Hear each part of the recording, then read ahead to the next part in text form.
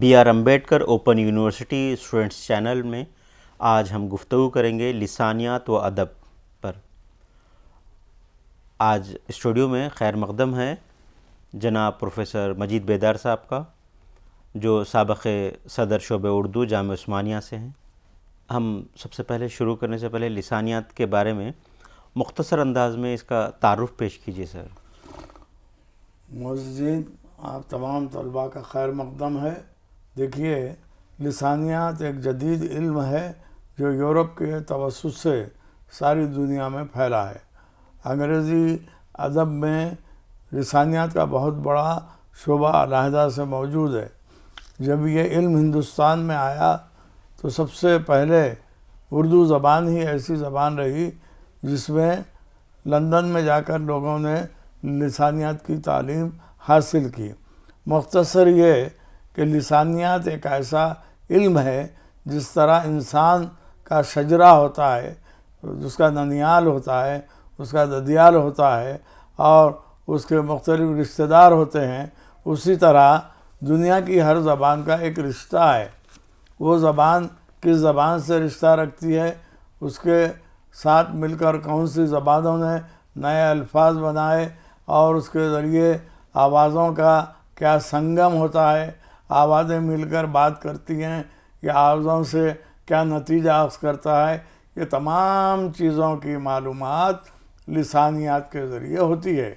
لسانیات نہ صرف کسی بھی زبان کی تاریخ سے پہلے کی خصوصیت بتاتا ہے، تاریخ میں اس کی اہمیت بتاتا ہے، بلکہ لسانیات کے ذریعے یہ بھی ثابت کیا جا سکتا ہے کہ کوئی زبان اگر آج جاری ہے وہ کتنے سو سال پرانی ہے، پہلے اس زبان میں کون کون سی زبانیں ملی ہوئی تھیں اور یہ زبان کون کون سی زبانوں سے مل کر بنی ہیں۔ جیسے ہماری اردو زبان ہے، اردو زبان کے بارے میں مختلف نظریات تھے، لیکن لسانیات کے پس منظر میں اب یہ ثابت کر دیا گیا ہے کہ اردو زبان کھڑی بولی سے نکلی ہے۔ تو کھڑی بولی سے اردو نکلی، یہ نتیجہ در حقیقت لسانیات کی وجہ سے منظر عام پر آیا۔ ادب میں لسانیات کا استعمال کیسے ہو سکتا ہے؟ جس طرح میں نے ابھی بتایا کہ تاریخی پس منظر میں ادب کو جاننا ہے تو لسانیات کے بغیر آگے نہیں بڑھ سکتے۔ ہماری اردو زبان سنسکرت زبان سے نکل کر وجود میں آئی ہے، اگرچہ اردو زبان کا لکھنے کا جو انداز ہے وہ فارسی کا ہے، لیکن اس اردو زبان میں بیشتر الفاظ سنسکرت کے ہیں۔ اس لیے یہ نتیجہ اخذ کیا گیا کہ اردو زبان نہ عربی سے نکلی ہے، نہ فارسی سے نکلی ہے، نہ ترکی سے نکلی ہے، بلکہ اردو زبان اور اس زبان کا ادب جو ہے وہ پورا سنسکرت سے مطابقت رکھتا ہے۔ سنسکرت کی خصوصیت یہ ہے کہ اس کے ہر لفظ میں ایک انفرادیت ہے۔ وہ انفرادیت کیا ہے کہ اس میں ہا کے الفاظ بہت استعمال ہوتے ہیں، جس کو اردو میں دو چشمی ہے کہتے ہیں۔ جیسے ہم کہا کہتے ہیں، کہانی کہتے ہیں، تو ہا کا استعمال زیادہ ہے۔ اور سنسکرت کی خصوصیت یہ ہے کہ اس کا آخری لفظ ساکن ہوتا ہے، آخری لفظ کی آواز نہیں آتی، جبکہ دراوڑی زبانوں کی خصوصیت یہ ہے کہ اس کی زبان کا آخری لفظ متحرک ہوتا ہے۔ جیسے ہم بات، کام، ناک، کال یہ سب بول رہے ہیں تو آخری لفظ ساکن ہے۔ تو اردو زبان میں بھی جتنے الفاظ ہیں، آپ باغ بولیے، بازار بولیے، ہار بولیے، ہاٹ یہ تمام الفاظ آخری الفاظ جو ہے ساکن ہے۔ اس لیے لسانی پس منظر میں یہ نتیجہ اخذ کیا گیا کہ زبان اردو زبان جو ہے، اردو زبان کا جتنا بھی ادب ہے، اگرچہ اس کے لکھنے کا طریقہ اردو کا ہے، لیکن اس کے لفظیات، اس کی قواعد لسانی پس منظر میں ہماری سنسکرت سے نکلی ہوئی ہے۔ دیکھیے کہ ہم جو بھی جملہ بناتے ہیں، یعنی ہمارا کوئی بھی جملہ اردو میں بنے یا سنسکرت میں بنے، پہلے فاعل ہوتا ہے، اس کے بعد مفعول ہوتا ہے، اس کے بعد فعل۔ یہ کنسٹرکشن آف سینٹنس جو ہے یہ لسانی پس منظر میں سنسکرت کا اسٹائل ہے، سنسکرت کا طریقہ ہے۔ اردو ادب بھی پہلے میں بازار جا رہا ہوں، اگر انگلش میں یہ جملہ لکھیں گے آئی ایم گوئنگ ٹو بازار، تو ورب بیچ میں آ جاتا ہے، مگر سنسکرت زبان کی تاثیر یہ ہے کہ سنسکرت زبان میں ورب جو ہے آخر میں آتا ہے، اردو میں بھی ورب آخر میں آتا ہے، اس لیے ہم یہ نتیجہ اخذ کرتے ہیں کہ اردو ادب، اردو زبان جو بھی لکھی جاتی ہے، جو بھی شاعری نثر نگاری کی گئی ہے، اس سب میں ادب کا پس منظر لسانی نقطہ نظر سے سنسکرت سے ہم آہنگ ہے، اس لیے اردو سنسکرت سے نکلی ہوئی ایک بھاشا ہے۔ ادبی اصناف میں لسانیات کس طرح مددگار ثابت ہوتی ہے؟ دیکھیے، سب سے اہم چیز کہ اردو ادب نے سب سے پہلا جو لٹریچر شروع کیا، جس کو ہم فوک لٹریچر یا جو ہے عوامی ادب کہتے ہیں، لوری نامے، چکی نامے، گیت، یا پھر حیدرآباد میں جو مشہور ہے ڈھولک کے گیت، یہ اردو کا ابتدائی لٹریچر ہے۔ اس کو نام دیا گیا ہے لوک ادب۔ لوک ادب سنسکرت سے آیا ہے۔ سنسکرت میں پنچ تنتر کی کہانیاں ہیں، ہتوپدیش ہے، جاتک کتھائیں ہیں، یہ سب لوک ادب تھا، کیونکہ اردو بھی ایک ایسی زبان ہے جو سنسکرت سے استفادہ کی، اس لیے اردو زبان کا ادب بھی ابتدائی طور پر جو کہانیوں کے ذریعے، جو چکی نامے کے ذریعے، لوری نامے کے ذریعے فروغ پاتا ہے، وہ سنسکرت کی طرح۔ تو ہم یہ اندازہ لگا سکتے ہیں کہ ابتدائی طور پر اردو کا جتنا بھی ادب رہا ہے وہ سنسکرت ادب سے متاثر ہے۔ بعد میں جب اس ملک کے مختلف خطوں پر مسلمان آ کے حملہ آور ہوئے اور وہاں حکومت چلائی، تو ان لوگوں نے کیا کیا کہ اپنی زبان کو فارسی زبان سے انگیز کیا، فارسی زبان کی شاعری کے، فارسی زبان کے نثر کے اور تمام طریقے انہوں نے اڈاپٹ کر لیے۔ یعنی یہ بات ہوئی کہ بعد میں فارسی ادبیات کا تسلط ہوا، اس سے پہلے اب بھی جو فارسی ادبیات ہیں، جیسے اگر شاعری میں ہم دیکھیں، مثنوی ہے، مرثیہ ہے، قصیدہ ہے، رباعی ہے یا غزل ہے، یہ تمام اصناف جو ہے فارسی سے آئے ہوئے ہیں، لیکن اس کا نہج ہم دیکھیں، یعنی کوئی بھی شاعر فارسی میں بھی فارسی غزل بھی لکھتا ہے تو اس میں فعل فاعل مفعول کا وہی انداز ہوگا جو سنسکرت کا ہے۔ یعنی ہم نے اردو زبان اختیار کی، اردو کا اسٹائل جو ہے سنسکرت کا ہے اور اردو کا لکھنے کا انداز فارسی ہے، لیکن اس پر اثرات سنسکرت کے زائد ہیں، یعنی سنسکرت لفظیات کو ہم برابر استعمال کرتے ہیں۔ اگر افسانہ لکھنا ہو تو کوئی بھی شخص میں رہا تھا جا اس طرح سے نہیں لکھے گا، میں جا رہا تھا، یہ کنسٹرکشن آف سینٹینس جو ہے سنسکرت سے لیا ہوا ہے، اور یہ اردو میں یہی ہے، اس سے ہٹ کے اور کوئی لینگویج ہم لکھ نہیں سکتے، چاہے افسانہ لکھنا ہو، ناول لکھنا ہو یا ڈرامہ ہو۔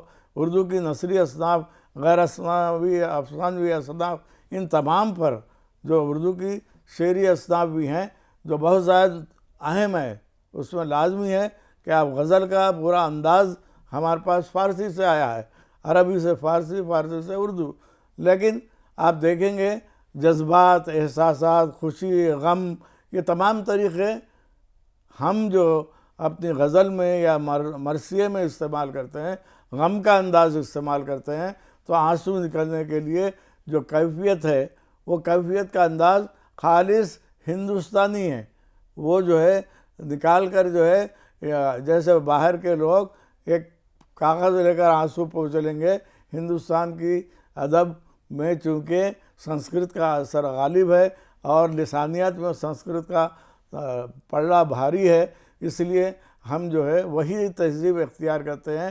ہماری پوری اردو کی تہذیب ہندوستانی تہذیب ہے، حالانکہ ہمارے شاعر کبھی جا کے گل و بلبل کو نہیں دیکھے، ہندوستان میں بلبل کہیں دکھائی نہیں دیتی، لیکن شاعری وہاں کے انداز میں، وہاں کے اشارے میں کی جا رہی ہے، اور بات جو کی جا رہی ہے ہندوستان کی۔ اس لیے اردو کی شعری اصناف ہو یا نثری اصناف ہو، ہر دونوں میں ہم کو لسانیات کا عکس دکھائی دیتا ہے، ہندوستان کی تہذیب کا عکس دکھائی دیتا ہے۔ سر، اب ہم بات کرتے ہیں نصابی کتابوں میں لسانیت کی کیا اہمیت ہو سکتی ہے؟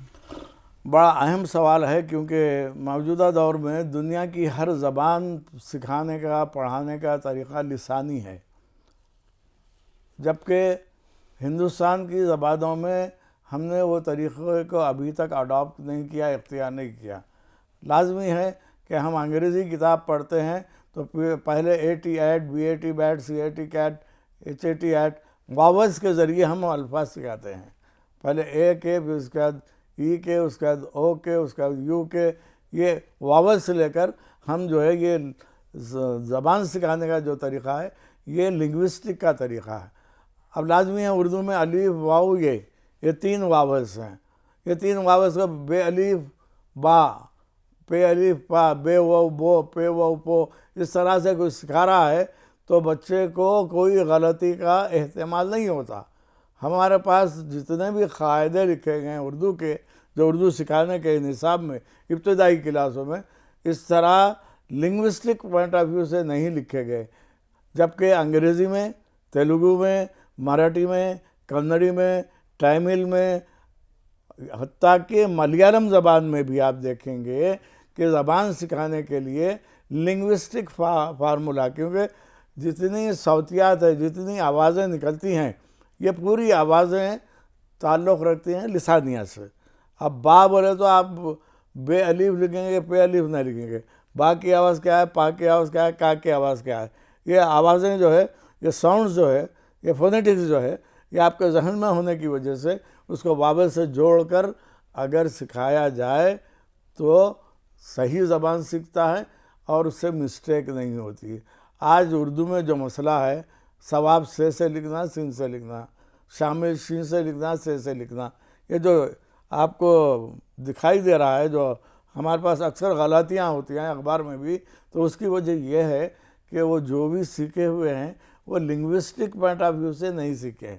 ہم اس لیے غلطی نہیں کرتے کہ ہمارے اساتذہ نے لنگوسٹک پوائنٹ آف ویو سے ہم کو اردو سکھائی ہے۔ اب یہ تو چھوٹی کلاسز ہو گئی، اب لازمی ہے بی اے میں ہے یا ایم اے میں ہے، تو اب لازمی ہے کہ کوئی شاعری پڑھا رہا ہے تو شاعری میں ردم بہت اہم ہے، اس کی لائے یا ترنم، اس کی موسیقی اہم ہے۔ اب غالب کی غزل یا میر کی غزل یا اقبال کی نظم پڑھا رہا تو دیکھیے آپ، اس سلائے روز و شب، نقش گرے حادثات، سل، یہ جو سا لا کی تکرار سے جو نغمگی پیدا ہو رہی ہے، یہ فونیٹکس کا ایک عنصر ہے جو لنگوسٹک کی بنیادی چیز ہے۔ اگر کسی کو یہ کہا جائے کہ تم یہ اس طرح سے مت پڑھو، یا قرآن کی کوئی آیت پڑھ رہا ہے تو اس میں جو نغمگی آ رہی ہے وہ لفظوں کی گردش کی وجہ سے، س لا، جیسے آپ زلزلہ بولتے ہیں، آپ ایک لفظ ہے جی، زلزلہ، زا کی آواز آنے سے اس میں ایک قسم کا وزن پیدا ہو رہا ہے۔ تو لسانی پس منظر میں ہر لفظ ایک اپنا وزن رکھتا ہے، جس کو لٹریچر میں، ادب میں، شاعری میں وزن اور بحر کہتے ہیں، قافیہ اور ردیف کہتے ہیں۔ یہ قافیہ اور ردیف بھی آدمی اسی وقت سیکھ سکتا ہے جب وہ لسانیات سے واقف ہو۔ کوئی بھی لسانیات سے واقفیت رکھنے والا شعر کو بے بحر نہیں پڑھ سکتا اور شعر کے قافیہ اور ردیف میں غلطی نہیں کر سکتا، کیونکہ وہ لنگوسٹک سے وابستہ ہے۔ ہندوستان کے تمام نصابی کتابوں کا پس منظر یہ ہے کہ ہمارے کے جی سے لے کے پی جی تک کہیں بھی لنگوسٹک پڑھائی نہیں جاتی، بلکہ ایم اے میں آنے کے بعد لسانیات کا ایک پرچہ رکھا جاتا ہے، جس کی وجہ سے ہم اردو لکھنے والے، ہندی لکھنے والے، مراٹھی، کنڑی، تامل، جو بھی اسٹیٹ لینگویج ہے، ان کے لکھنے میں غلطیاں، مسٹیکس ہوتے، کیونکہ وہ لنگوسٹک کی تعلیم نہیں حاصل کی ہے۔ ایون جو ہے کے جی کے بچے کو بھی لنگوسٹک پوائنٹ آف ویو سے، اب دیکھیے اگر ایک انڈین ٹیچر انگریزی پڑھا رہا ہے تو اس کا پڑھنے والا بچہ مسٹیک کر سکتا ہے، اس کے بجائے کوئی انگریز لیڈی ہے، کوئی انگریز ٹیچر ہے جو لنگوسٹ سے واقف ہے، وہ بچے کو انگلش سکھائے گا تو اس سے مسٹیک نہیں ہوگی۔ وجہ یہ ہے that fellow is having background of linguistic.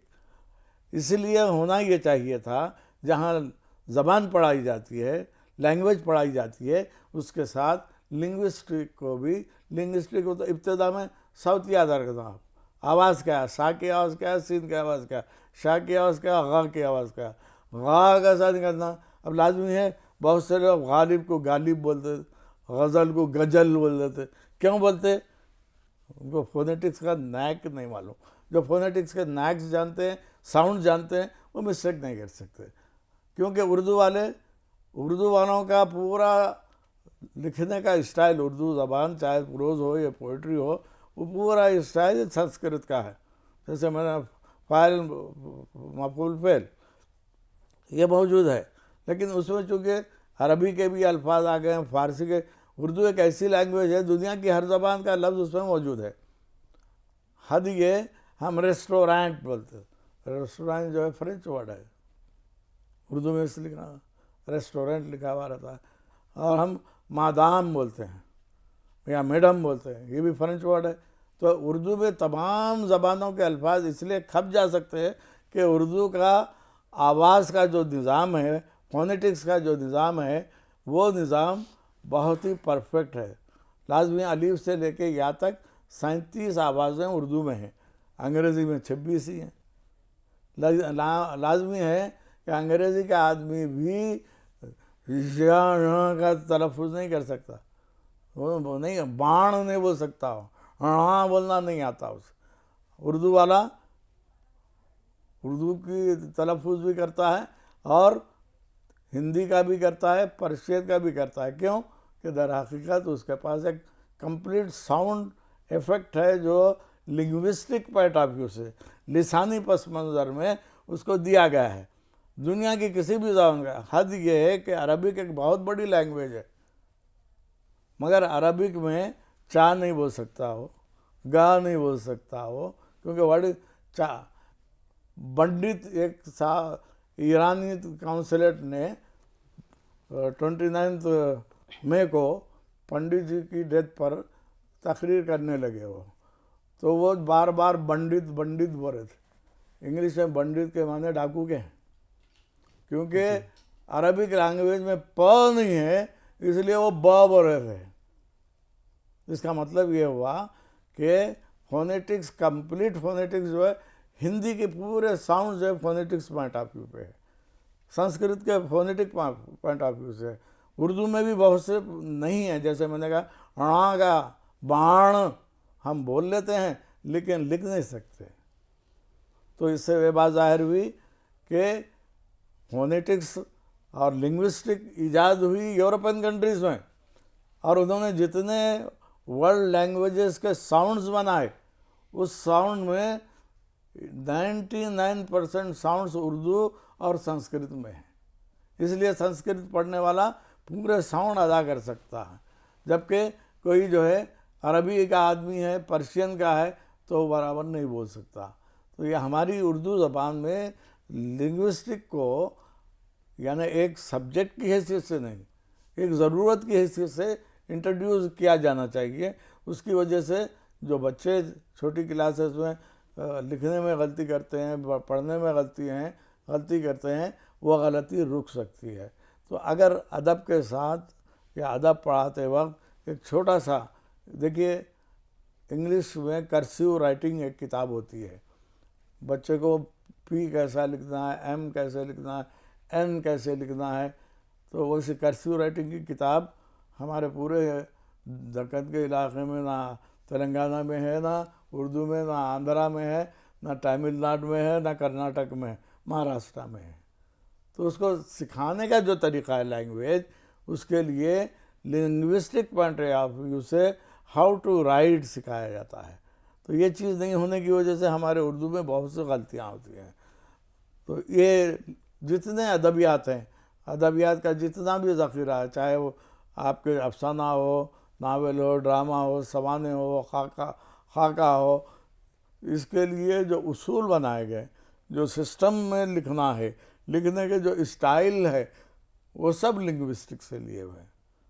Linguistic کا علم آ جائے تو بہت آسانی سے افسانہ کیسے لکھنا چاہیے، خاکہ کیسے لکھنا چاہیے، ڈرامہ کیسے لکھنا چاہیے، یہ تمام جو ہے نیکس اس کو مل جاتے ہیں. یہی وجہ ہے کہ کوئی انگریزی کا پڑھا ہوا رہا تو بہت آسانی سے وہ اردو میں افسانہ بھی لکھتا ہے، ناول بھی لکھتا ہے، ڈرامہ بھی لکھتا ہے۔ اگر اردو میڈیم کا پڑھا ہوا ہے، ناول افسانہ لکھے گا تو دوسری چیز لکھنے کی طرف راغب نہیں ہوتا۔ اس کی وجہ یہ ہے کہ ہم اپنے جو نصابات، جو سلیبس اور ہماری کتابیں جو بنی ہیں، اس میں ہم نے لنگوسٹک کو ایک پریکٹیکل چیز کے حساب سے انٹروڈیوس نہیں کیے ہیں، اس لیے کہ انڈین لینگویجز کا یہ پرابلم ہے اسباق کی تدریس میں لسانیات کا عمل دخل کیسے ممکن ہے؟ کہ جس طرح سے اب ہم جو ہے موجودہ دور کا جو ہمارا نصاب ہے اس کے پس منظر میں بات کریں گے۔ پہلے بچے کو 2 بے جوڑ الفاظ سکھائے جاتے ہیں، اس کا 2 جوڑ والے الفاظ ہے، پھر 3 جوڑ والے الفاظ۔ یہ جیسے پہلے لکھا جائے تو بے الف لکھا جائے تو بچے کو لکھنا نہیں آتا، اس کے بجائے کیا کرتے بے دال، بے رے کیسے لکھنا، یہ لکھانے کے جو اسٹائل ہیں، یہ لکھنے کا بر کیسا لکھنا، بد کیسا لکھنا، دونوں میں کیا فرق ہے، کیا ڈفرینس ہے، یہ در حقیقت لکھانے والا جو بھی ٹیچر رہتا ہے وہ سکھاتا ہے۔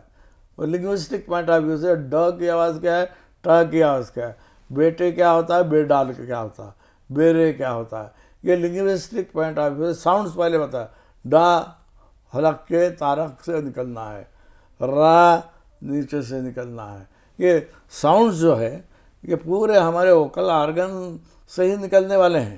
تو بچے کو لنگوسٹک پوائنٹ آف ویو سے سمجھا دیا جائے کہ شین ادھر سے نکلتا ہے، سین ادھر سے، فلات کہاں سے نکلتا ہے، یہ جس کو ہم عربی زبان میں جو ہے جیسا انگلش میں پنکچویشن ہے، عربی زبان میں بھی ایک خاص انداز ہے جو لنگوسٹک کو بیئر کرتے ہیں وہ، تو اس طرح سے ہمارے پاس بچوں کو صحیح لنگوسٹک پوائنٹ آف ویو سے نصابی تعلیم نہیں دی جاتی، ان کو معلوم بھی نہیں رہتا ڈاکا ڑا کا فرق جو ہے۔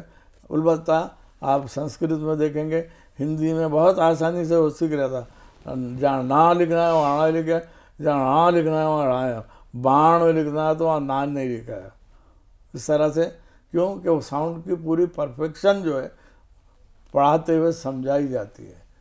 بعض لوگ ایسے ہیں جو ہندوستان میں جن کی فونیٹک کمزور ہوتی ہے، تو وہ جیسا بہار کے جو لوگ ہوتے ہیں وہ شین سین میں فرق نہیں کرتے، سین شین کو ایک ہی سمجھتے ہیں، اور اس کی وجہ وہاں کی بولیاں ہوں گی، ہر جگہ کی کلوکل، جیسا ہم یہاں ہیں تو ہم تلنگانہ میں ہیں تو تیلگو کا اثر ہماری اردو زبان پہ ہے، اگر دلی میں ہے تو کھڑی بولی کا اثر ہے، اور جو ہے بہار کی طرف تو وہاں بھوجپوری وغیرہ کا اثر ہے، تو وہ کلوکل لینگویجز کے جو اثر ہوتے ہیں اس سے بھی آدمی بہت سی چیزیں غلط کر دیتا ہے۔ لازمی ہے کہ ہم اگر حیدرآباد میں ہاؤ نکو اگر بول رہے ہیں تو کوئی آدمی جو ہے برا نہیں سمجھتا، دلی میں جا کے ہم ہاؤ نکو بولیں گے تو سمجھنے لگیں گے، کیوں کہ ہماری کلوکل لینگویج، یہ کلوکل لینگویج کی بھی ساؤنڈ جو ہے وہ بھی سیکھنا ضروری ہے۔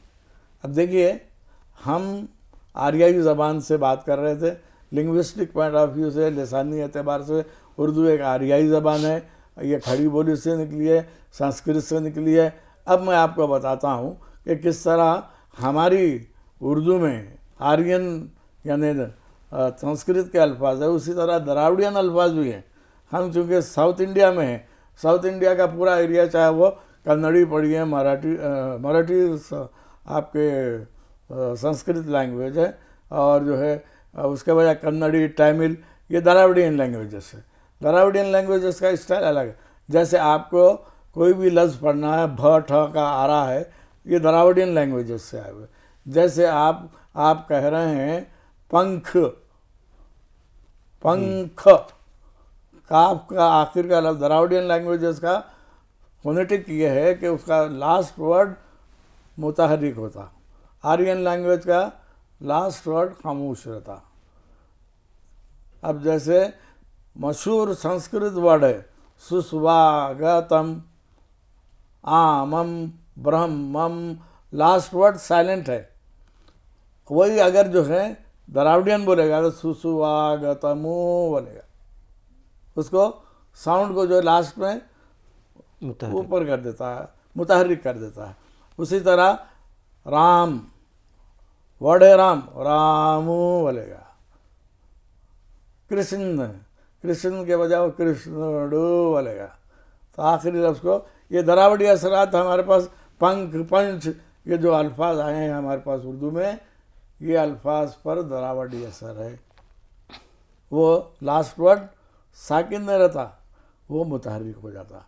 तो उर्दू एक ऐसी ज़बान है कि इसने न सिर्फ आर्याई ज़बान को कबूल किया, ना सिर्फ दरावड़ी ज़बान को कबूल किया, जब इंडिया में अंग्रेज़ आए उनकी ज़बानों के तरीक़े को, फ्रेंच आए फ्रेंच की ज़बानों के, तो एक उर्दू एक जो है ऐसी कंप्लीट लैंग्वेज है जिसमें दुनिया की हर ज़बान के अल्फाज मिलेंगे। आप दुनिया की हर ज़बान के अल्फाज, सिर्फ इंडियन लैंग्वेजेस के नहीं। आप लाजमी है, आदमी बहुत काम कर रहा है तो वो बोलता गंपा गुत्ता लेके क्या बैठा, गंपा गुत्ता ये तेलुगु लफ्ज़ है, हमारी उर्दू में बोला जाता है, हमारी उर्दू में बोला जाता है। तो ये एक इम्तियाज़ है उर्दू ज़बान का, इसकी लिंग्विस्टिक का। इसलिए उर्दू को सीखना मुश्किल है क्योंकि इसमें कई ज़बानों के अल्फाज हैं जी। किसी एक ज़बान का लफ्ज़ हो तो आसानी से आदमी सीख सकता है। इसमें संस्कृत के भी है, तेलुगु के भी है, कन्नड़ी के भी है, तमिल के भी है। तो ये तमाम चीज़ों के इंसराम की वजह से उर्दू बनी है। तो उर्दू की लिंग्विस्टिक को, उर्दू की लैंग्वेज को, उर्दू की अदबियात को समझने के लिए दुश्वारी होती है। क्या लिसानियाती तरीक़े से तदरीस में कुछ काम अदा हो सकता साहब? हाँ, अब कुछ इदारे ऐसे बन गए हैं। मैसूर में एक इदारा है, मैसूर में एक इदारा है जो लिंग्विस्टिक पॉइंट ऑफ व्यू से काम कर रहा है। मौलाना आज़ाद नेशनल उर्दू यूनिवर्सिटी भी लिंग्विस्टिक पॉइंट ऑफ व्यू से लिटरेचर को समझाने, पढ़ने, पढ़ाने और उसके ज़रिए अवेयरनेस लाने की कोशिश की जा रही है। हिंदुस्तान तो एक ऐसा मुल्क है इसमें बहुत कम जो है ज़बानों के इस्तेमाल का तरीक़ा रहा है। वो कि यहाँ पर हमारे अपने दस्तूरी एतबार से 18 ज़बानें और 300 से ज़ायद बोलियाँ हैं यहाँ पर जी। 18 ज़बानें तो आपके दस्तूर के हिसाब से एक्सेप्टेड है, 300 बोलियाँ बोली जाती हैं। तलबा से उम्मीद है कि B are Ambedkar open university के स्टूडेंट चैनल से फ़ायदा उठाएंगे। अब आप सुन रहे थे लिसानियात व अदब पर गुफ्तगू जनाब प्रोफेसर मजीद बेदार साहब से, जो साबिक़ शोबे उर्दू जामिया उस्मानिया हैं। शुक्रिया सर। शुक्रिया।